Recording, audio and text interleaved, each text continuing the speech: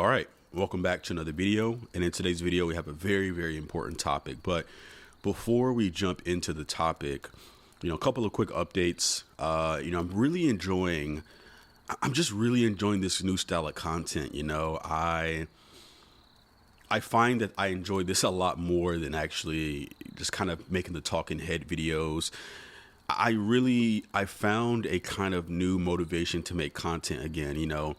Towards the end there with the talking head videos, I really started to lose motivation and drive to make content because I felt like I don't really know exactly what it is. I haven't been able to pinpoint exactly what it is, but I do know that there was something in me. There was something that just wasn't aligning with the content. And I really enjoy this style of content. I've been waking up with just that motivation to create, to share ideas, and to just make content. So we're going to be keeping up with this style of content. I hope you guys are enjoying it as well. But with that being said, today I really want to talk about the social market crash. Now, when it comes to social life, I think social life is a big topic nowadays. You have a lot of content creators, you have a lot of news outlets and media sources who talk about this whole idea of socializing, and how the problem with society is there's a lack of community, there's a lack of social life. The problem is that we're on the internet too much, and all this stuff, all this noise about how we need to go back to how things were, and just a bunch of nonsense, to be honest, a bunch of pseudoscience and garbage. A lot of people want to relive the past. People have this natural bias to want to go back to the past. The past is often remembered as being better than what it actually was. And this is true for anything. But, this whole thing about social life, and I'll just talk about my personal experiences so far when it comes to kind of like social life, and we'll dive in a little bit deeper. Make sure you watch this entire video because there's a lot of things that I'm going to be breaking down in this video today. You definitely want to watch the entire video. But this whole thing with social life, and I've never been the type of guy who needed a very vibrant social life. In fact, I've always tried to kind of live on the outskirts of the mainstream. I've always kind of lived on the outskirts, and it's by choice, because I've never found the mainstream things interesting. Like, for example, talking about sports. I just don't understand the excitement behind sports. I don't understand how people can get excited and emotional behind sports. Celebrity gossip, trending news, even TV shows and things like. So I used to think something was wrong with me. I used to be like, well, maybe something's wrong with me. Maybe I have Asperger's, or I'm autistic or something. But I'm not. And maybe I am a little bit on the spectrum. Who knows? I mean, I haven't been tested, but I would argue that a lot of humans are probably somewhat on the spectrum. But it doesn't mean you're socially inept, right? But I always thought something was wrong because I never really took a liking to the normalities of life. For example, where I live, people line up blocks and blocks waiting for fucking cupcakes. Seriously, people line up for dry ass cupcakes, and I've tried the cupcakes, and they're dry. It's a dry mess, and I'm like, how do people waste time standing in line waiting for fucking cupcakes? But that's the masses, and that's the normal society. And so, society is really interesting. It's really interesting when it comes to this whole socializing thing. Like I said, I've never been the type to get lonely. Like, people talk about loneliness, and here's what I think about loneliness. I don't think loneliness is actually a real thing. And what do I mean by that? I think majority of loneliness is actually a social construct. Society has trained you to believe from a young age that, being alone is not good for you. Being alone is not good. You got to be around people. You got to be this. You got to participate in society. Society wants you to believe in loneliness. Society wants you to feel alone when you're alone. Loneliness is a construct, Now, I'm not saying that humans can live in social isolation. We need each other. I talked about this in another video. Humans are social creatures, but people don't really understand what that means. And I'm not going to explain what it means. Go back and watch my previous videos on that. But, I'm not saying that it's okay to live in social isolation, but I personally think loneliness is a placebo effect. And they say, oh, loneliness, loneliness is worse than smoking 15 packs of cigarettes a day. These studies, guys, are these studies don't really tell the full picture. This is why I don't like to use studies. I do quote them sometimes, but I don't really like using studies. I don't really like using studies because I find studies never really tell the full picture. Stats never tell the full picture. Loneliness, and the reason why they say like loneliness is bad for your health is because people typically who feel lonely, again, I think that is a social construct. I think it's mostly placebo. People who feel lonely are perhaps less likely to take care of their health. Maybe they're less likely because maybe these people need the validation in order to take care of themselves. They don't have that inner confidence to do things on their own. So a lot of people need other people to motivate them. They need to feed off of other people, which is a very selfish thing. Because why do I have to share my energy? Why do you got to zap my energy? Create your own fucking energy. Create your own motivation. Like I said before, most socializing is a very selfish act. Most people who need to be surrounded constantly with people, they're usually insecure, selfish pricks. That's what I've come to find out about most people when it comes to socializing. People who can't be alone, and they like to say, well, loneliness is worse than smoking 15 packs of cigarettes a day. Shut the hell up. And that's just the facts. But I think loneliness is really a social construct.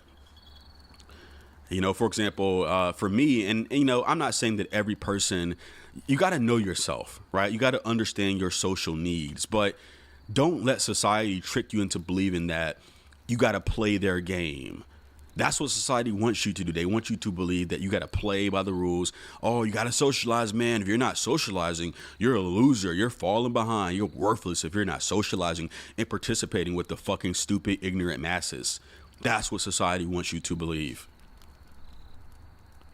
Loneliness is just a form of social engineering to keep you a slave, to keep you buying shit that you don't need, to keep you doing things that you technically don't really want to do, to keep you having the fear of missing out so that you break bread and spend money that you probably don't even have and be a slave to the modern society. That's really what it is. It's the social construct. It's social engineering. That's what loneliness really is. And it's kind of funny too because, people like to mention how, well, the problem is technology, but here's what I find interesting, and I've kind of done some thinking on this.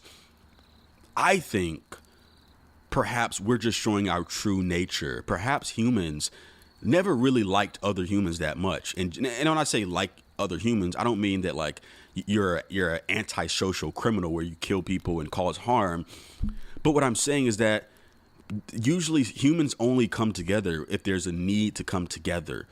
And perhaps the fact that we have technology now where we can chat online, make online friends, join online communities, watch streams, and do all types of stuff, perhaps it's showing our true nature that humans are actually a more lonesome animal, right? Maybe we're technically not the social animals that we thought we were when it comes to like community and we got to be together and all sing together and come together. No. Perhaps technology is really revealing the true nature. Just like how, how people like to say, well, with dating apps is just showing us the truth behind showing us the truth when it comes to human nature, right? Because what you're doing on your phone, technically that's showing like, okay, if women are swiping on a certain type of guy or if certain type of phenomena is happening on dating apps, perhaps it's showing the true nature, not what people say. People lie all the time. People lie 24/7. Most people lie about everything. But perhaps technology is really showing the true nature. Perhaps deep inside, most humans want to be left alone deep inside, right? And I would argue that most humans socialize from a place of insecurity, not from a place of a kind of natural motivation to really connect with people. There are some people who get to that point. Like, for example, me, I'm at a point now where I've cut through the crap enough in myself to where when I do socialize, when I do talk to people, connect with people, it's out of genuine interest, not out of some need to feel I got to get energy from other people, fucking energy vampires, nothing like that. It's out of a true curiosity about another human, out of genuine curiosity. And most people are just not genuine. They have selfish needs. They got selfish they want to get validated. They want to hang out with people so they can get validated and feel they can one up each other. They want to compare themselves with their friends so that they sit at the top of their friend hierarchy. It's crazy. It really is crazy. It's typically people who are very selfish who, I need other people to make me feel alive. Why is it my job to make you feel alive? Do you do the work to make your own fucking self to feel alive? That's not my responsibility. The whole thing with dating, oh man, you gotta make sure you make your woman feel a sensation. She gotta feel excitement and drama why is it your job to be responsible for someone else's emotions? It's not your job. But you see how society twists and warps your mind because the problem is that people don't question things. Society is the problem is that most people can't deal with the truth. Most people, the masses, can't deal with the harsh reality. And this is why we have things like, sublimated lies. Sublimated lies. You might say, well, what are some examples of those? A good example of a sublimated lies is what society needs to believe to thrive. Sublimation is no longer perceiving reality properly, because reality is tough. It's too harsh. So society has to expose or has to kind of sugarcoat everything, because if you really expose reality, society will probably fall apart. And again, I'm not saying this is good or bad. I'm not saying that everybody needs to be woken up. Some people need to walk through life, sleepwalking through life. Some people don't need to be woken up to the truth. Only certain people are capable of living in reality. But sublimated lies, what's some examples of those? One example is like, every problem has a solution. That's a lie. Most problems don't have solutions. Another one is, everything complex can be made simple. Well, that's not true. Most complex things are complex because they cannot be made simple. What's another one? Experience is a good teacher. That's not actually true. There's actually very little experience can teach you, because what I've come to realize is by the time you get experience, it's often too late. It's often useless by the time you actually get the experience you actually need. It's usually too late. The opportunity, and that's another thing about how life it's always going to bless you with opportunity. No, some opportunities you're never going to get back. Some opportunities will pass by forever and you'll never get that same situation. The problem with that experience is that almost every situation is going to be different. So even if you have experience, it's mostly a matter of luck. It's very rare for the exact same situation to repeat itself, except in things like programming or engineering. Engineering, there's like fundamental truths, and those things don't tend to change, right? So in certain sciences and things like that, fields of study, that it is true where experience is applicable. But in terms of life in general, just at life as a whole, experience really is not as valuable as people will lead you to believe. But these are just some examples of sublimated lies, and there's so many of these. I can go on and on and on about these, but yeah, and especially if you're high IQ, because in high school, college, and all of these environments, most of the time you are forced into social environments. It's kind of like artificial. This is why I call it the social market crash. Because after like high school and college, most people find themselves in a tough situation. They find it harder to connect. They find it harder because you're not in that artificial environment anymore. High school, college, they're all artificial environments. This is why people tell people to meet. It's important to meet your friends in college, or it's important to meet your wife or your significant other in college, because that it's an artificial environment that you'll never get that same kind of setup again, where it's people all the same age as you, et cetera, just kind of stuffed into a small, dense area. That's kind of what it is. and you don't really get that back. You really don't. So that's why after college and high school, many people struggle because it's artificial. See, a lot of people have been lied to. They've been lied to believe that high school, college, and social circles, they've been led to believe that that's how life is. But no, that's not how life is. Most of life, you're going to be alone, especially in today's world, especially with the things we have going on with society. Society is an absolute mess. Society, the world sucks in general. Life sucks in general. People don't want to believe this. People don't want to see the truth for what it is. But life sucks. Life sucks. And the quicker you come to that conclusion and the quicker you accept that, the better you'll be. But most people can't accept that. But if you're high IQ, that's another thing. So it's kind of like what I've come to realize is like the more intelligent you are, the harder it is to like agree with things like sports. It's hard. It's hard. Like the smarter you are, the harder it is to kind of go along with just the bullshit of society, movies and celebrity gossip and rappers and just like, trends and hype, following hype and social media. Like if you're a high IQ, you're going to have a hard time with just social life in general. Not because you're antisocial, not because you lack social skills. I already told you guys, social skills are mostly a social construct. It's mostly made up, mostly garbage. But if you're high IQ, if you're intelligent, if you're a deviation, 2 deviations, 3 deviations above the average IQ score, you are probably going to find a hard time trying to find your place in this world when it comes to social life, because most people, you won't be able to relate to most people. And that's really what it boils down to.